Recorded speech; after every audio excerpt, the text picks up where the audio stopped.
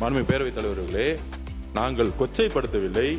இந்த அனைத்து திட்டங்களும் எந்த ஆட்சியில் கொண்டு வந்தாலும் அதுல நல்லது இருக்கு, அதை நாங்கள் யாரும் கொச்சைப்படுத்தவில்லை. ஆனால் இன்னைக்கு இருக்கக்கூடிய உண்மையான பிரச்சனைகளை இந்த சபையின் முன்பு பொதுமக்கள், முக்கியமாக தாய்மார்கள் பக்கத்தில் இருக்கக்கூடிய வழிகளை நாங்கள் அதை எக்ஸ்பிளைன் பண்ணிட்டு இருக்கோம். முக்கியமா அதாவது நான் ஒன்று பதிவு பண்ணிடுறேன். அதாவது இலவச மருத்துவமனை இருக்கு, இலவச கல்விகள் இருக்கு, இலவச அரிசி இருக்கு. ஆனால் இங்க இருக்கக்கூடிய மந்திரிகளோ, இங்க இருக்கக்கூடிய சட்டமன்ற உறுப்பினர்களோ இலவச மருத்துவமனைக்கு போனது கிடையாது, இலவச கல்வி நிலையங்களுக்கு போனது கிடையாது, இலவச அரிசியை நம்ம சாப்பிட்டது கிடையாது. இலவசம் என்பது நம்ம பயன்படுத்துகிற மாதிரி இருக்கணும். எல்லோரும் சமம் நினைக்கக்கூடிய ஒரு அரசா இருக்கு. இது வரைக்கும் எந்த அமைச்சர் போய் ஒரு ஃப்ரீயா இருக்கக்கூடிய ஹாஸ்பிட்டல் போய் படுத்திருக்கிறாரு? உடம்பு சரியில்லைன்னா சிங்கப்பூர் போறாங்க, உடம்பு சரியில்லைன்னா பிரைவேட் ஹாஸ்பிட்டல் போறாங்க. அப்ப இங்க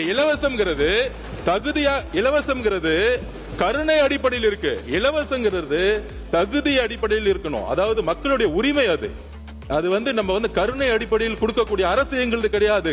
இதெல்லாம் இலவசம்ங்கிறது வார்த்தையே தவறு. இதை உரிமை, மக்களுடைய உரிமையை எந்த ஊழலும் இல்லாமல் நேர்மையான முறையில் எங்களுக்கு உடம்பு சரியில்லைன்னா நாங்க ராஜீவ்காந்தி ஹாஸ்பிட்டல் போனோம். அப்படி ஒரு மருத்துவமனையை உருவாக்கணும். ஒரு எம்எல்ஏ ரேஷன் அரிசி போய் எடுத்து சாப்பிடக்குள்ள குவாலிட்டி கொடுக்கணும். அந்த குவாலிட்டியான ஒரு தரத்தை உருவாக்கணுங்கிறத நாங்க பதிவு எடுத்தவர யாரையும் கொச்சைப்படுத்துவது நோக்கம் இல்ல.